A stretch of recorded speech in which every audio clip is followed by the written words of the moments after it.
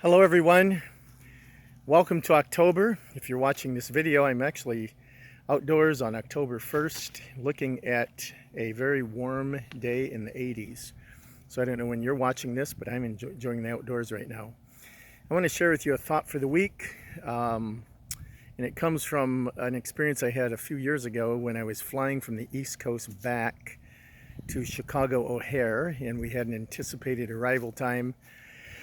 And the flight deck, the crew got on and told us we would be delayed. We had arrived to Chicago, but we were going to have to circle over Lake Michigan until we received clearance to be able to go forward and land. And that is what you call a holding pattern. And I think for each one of us in our lives, we find ourselves in a holding pattern. And it can be in a lot of different areas. We can have a holding pattern in our career. We can have a holding pattern in our relationship. We can have a place where we feel emotionally we're kind of stuck, or maybe spiritually, or in our faith we feel kind of stagnated. Let me give you a few tips I've found, at least applied into my own life when I'm facing a holding pattern. First of all, number one, recognize that you are not alone. A lot of times we feel like whenever we go through a situation, we feel like we're the only person going through that. But you're going to find that a good majority of people probably listening to this are in a holding pattern in some area of their lives. A friend of mine who's an author, and he's actually a public figure and has actually thousands of followers, sent out a little survey on Facebook, finding out how many people feel like they're stuck in some area in their life and they'd like to make advance, but they can't seem to get out of whatever spot they're stuck in.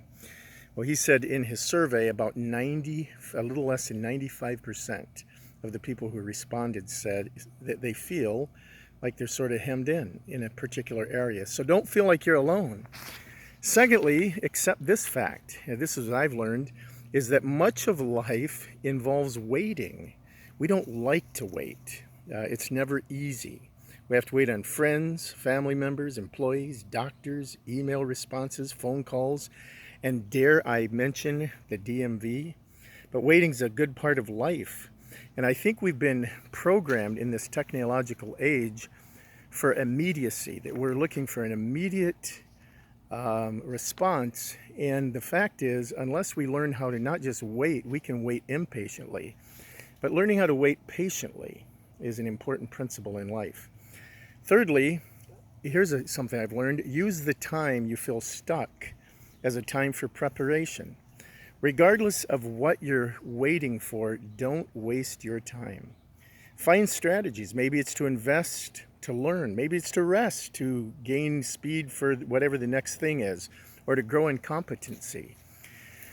You know, I generally have a Kindle book on my iPad, and sometimes I'll go in. Maybe I'm going to get my hair cut. Well, I always take I always have an access to be able to, if I want to learn something, I'll read, and rather than wasting 20 minutes of time, I actually invest it, and I can grow. But maybe you don't want to do that. Maybe you don't want to just rest during that time. But if it's a time of waiting right now, learn how to wait patiently and be able to capture that time. The fourth thing that I have found is when you're in a holding pattern is refuse to lose hope. Discouragement is normal. It's a common human experience. Despair is what you want to avoid, because despair means you've lost kind of the two ingredients that keep propelling you forward. One of them is hope. The second one is faith. Hope and faith mixed together. And if you lose those, that's when you move into despair. And you don't want to move into that space, because then you really become rooted in the spot you're in. Here's a fifth one. Think about what you think about. Don't let your mind go certain places. When you're in a holding pattern, you feel like you're in a spot you can't wrest yourself free from. And what happens is we sort of devolve very quickly into dark places of worry and anxiety. But I'm telling you to resist worry. Kind of don't try to, you can't drive out darkness. rather turn on the light. Find something that you can fill your mind with that's more of a positive direction. And I think that can really help you when you feel like you're in a stuck place.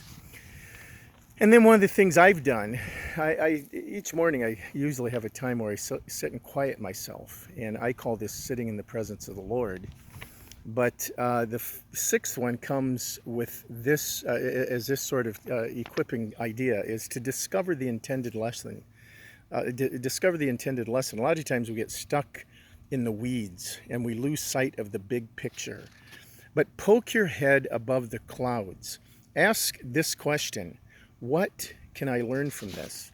You might want to even get a notepad and start writing some ideas down and brainstorm a little bit, because you might find you're becoming a wealthy person through this spot you're in right now. And then let me give you a bonus principle, and I'm going to give you my faith perspective. So I'll give you a disclaimer if you happen to not be a person of faith, or this kind of thing isn't a normal discussion for you. But I'll give you an ancient scripture that was written over 2,500 years ago, 2.5 millenniums ago, by an ancient prophet. And he said, "Those who wait on the Lord will exchange or renew their strength.